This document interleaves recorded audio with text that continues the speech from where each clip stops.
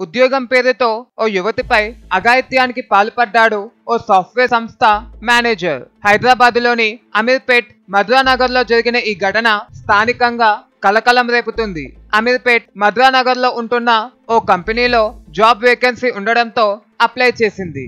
దీంతో ఆమెకు interview call వచ్చింది. దీంతో ఆనందంతో తన కష్టాలు తీరబోతున్నాయని మధురానగర్ లోని ఆఫీస్ కు వెళ్ళింది.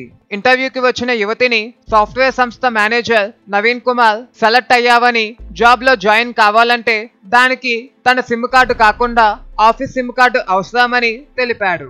అతని మాటల్లో కాస్త అనుమానం కూడా కనిపించకుండా ఆ యువతి సరే అనింది.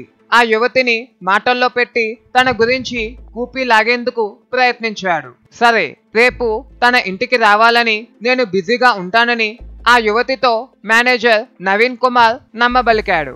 అతని మాటలను నమ్మిన యువతి సరే అంది. ఆఫీసు సిమ్ కార్డు ఇచ్చే సాకుతో మేనేజర్ ఆ యువతిని ఇంటికి పిలిపించుకున్నాడు. ఇంటికి వచ్చిన ఆ యువతిని లోపలికి రావాలని కోరాడు. లోపలికి ఆ యువతి రాగానే డోర్ లాక్ చేశాడు. దీంతో ఆ యువతిపై అత్యాచార యత్నానికి ఒడిగట్టాడు ఆ మేనేజర్. దీంతో ఆమె కేకలు వేసింది. అరిస్తే చంపేస్తానని బెదిరించాడు. ఈ విషయం ఎవ్వరికి చెప్పకూడదు అని తెలిపాడు. తనతో సహకరిస్తే మంచి జాబ్ తో పాటు మంచి శాలరీ కూడా ఇస్తానని చెప్పుకొచ్చాడు. అయితే ఆ యువతి మేనేజర్ వద్ద నుంచి చాకచక్యంగా బయటపడింది. మేనేజర్ వద్ద నుంచి నేరుగా మధురానగర్ పోలీస్ స్టేషన్ కు వెళ్లి ఫిర్యాదు చేసింది. యువతి ఇచ్చిన ఫిర్యాదు మేరకు నిందితుడు నవీన్ కుమార్ ను అరెస్ట్ చేశారు. నవీన్ పై ఆరా తీస్తున్నారు. ఇంతకు ముందే నవీన్ అమ్మాయిలపై ఇలాంటి దారుణానికి ఒడిగట్టాడా అనే కోణంలో దర్యాప్తు చేస్తున్నారు.